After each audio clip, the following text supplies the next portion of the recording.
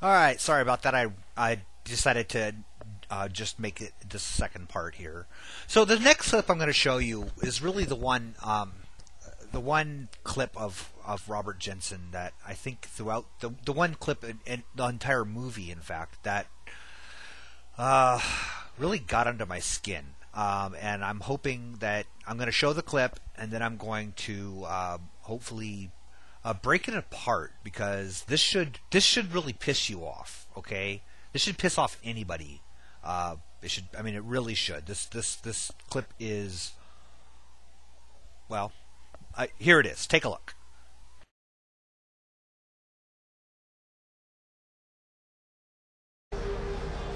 In pornography, all women are available to all men for sex. But when you leave that pornographic world, you have to enter a real world in which all women are not available to you sexually. My own experience is knowing that in my head, but still feeling in my body that reaction, and having to consciously say, I am not in the pornographic world, I am in the real world. Now, I do that consciously trying to resist it. How many men don't resist it? Okay. So what is he saying there? Okay, what is Mr. Dr. Jensen saying in this clip? He's saying a number of things that pissed me off. Well, first of all, it kind of shows. Do you see the guy's arrogance? Do you see that?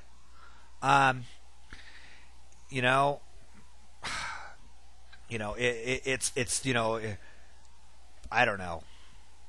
He's like, this is what I think, what I view pornography. Can you imagine if a lesser man were viewing pornography? Somebody less cultured and educated and intelligent as I? Why,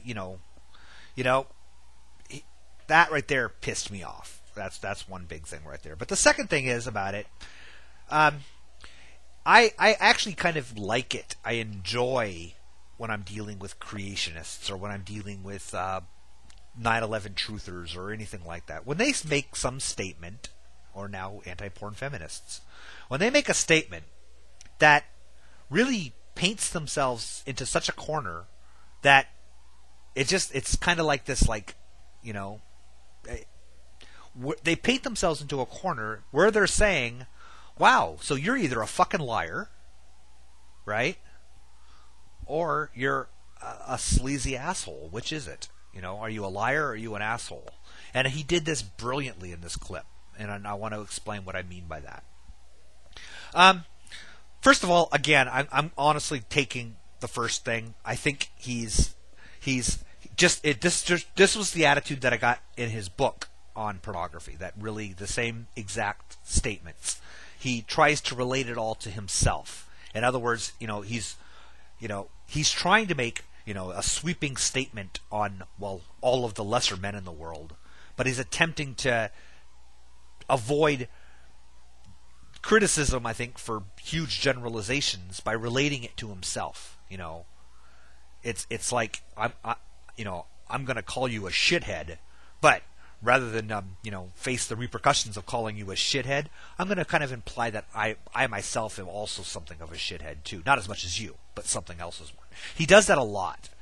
But the statement he makes, okay, so what he's saying here is that he views pornography, and after viewing pornography, feels that he's somewhat psychologically stuck in a mode of where he believes the illusion is true, or accepts the illusion that all women are these sex object sluts that he can just take at will, or something like that.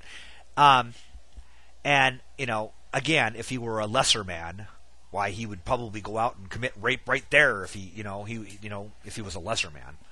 But of course he's not. He's able to consciously check himself and stop this, prevent this from happening. But just imagine the millions of barbarians out there that are watching porn that aren't doing that. That's what he's saying there.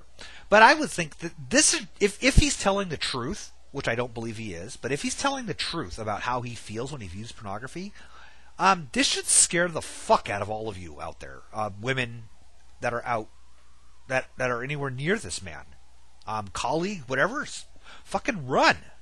All right. And I want to sort of make sense out of this. Okay, let's just picture. I'm picturing a guy. Let's call it. Here's Joe. All right. Now Joe is a big Second Amendment supporter. Has a conceal and carry permit. So you know that every time you see Joe on the street walking around, Joe's got a gun. He's carrying a gun. He's armed. You just know that as a fact whenever you see Joe. One day you and Joe are talking, and Joe says to you about, whenever he plays, he loves to play video games, and whenever he plays these first-person shooter games,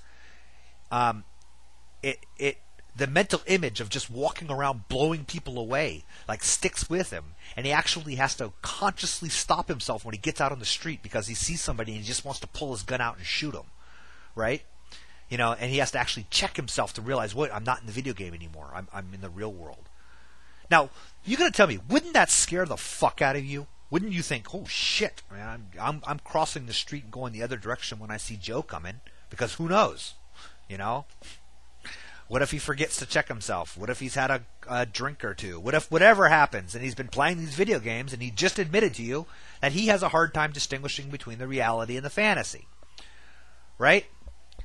Well, Dr. Jensen has just done the exact same thing here. He has said that when he views pornography, which I'm assuming he's talking about doing for his work because he's obviously viewing it if he's talking about it, that afterwards he's stuck in this mode of where he believes all women are sexually available to him, and he has to consciously stop that. That should be a scary admission. Again, I really think that he's talking out his ass. I think he's just trying to make it personal somehow. He's trying to emphasize his point through his arrogance. Look at me, how great I am. But I am just one hair away from of raping and pillaging if I only had the chance, And so that right there makes him he's either an asshole or he's a liar. I'm choosing the liar on that one. He's telling you he's saying what the anti-porn feminists want to hear, what the anti-pornography groups in general want to hear him say. They want to believe that this passive, kind, gentle, loving, caring, uber-liberal, pro-feminist professor even is right on the verge of committing rape when he watches porn. He's saying it for that effect. Okay? Anyway, I'm going to end this here, and I'm going to probably take up with the next part doing sort of a wrap-up. I'm not sure if I'll do it in one or two parts, but I'll wrap up this and get it done with so I can move on to other things. Anyway, I want you to really think about what I said about this guy, and I'll put links up to his page so you can actually read some of the crap that he said. I'm honestly. Actually, you know what? Before I go, one important thing. I had mentioned, I think it was in part 1, where I said that these filmmakers were really, really hypocritical because they mentioned all of these sleazy pornographers that are also, big media producers, NBC and all these other ones, HBO and NBC, and they showed, all, to really make you realize that porn is tied to this corporate scumbags. And I said it was hypocritical or somewhat weird that they didn't mention Rupert Murdoch being one of the largest in the world in that exact same thing. And I think it's kind of interesting.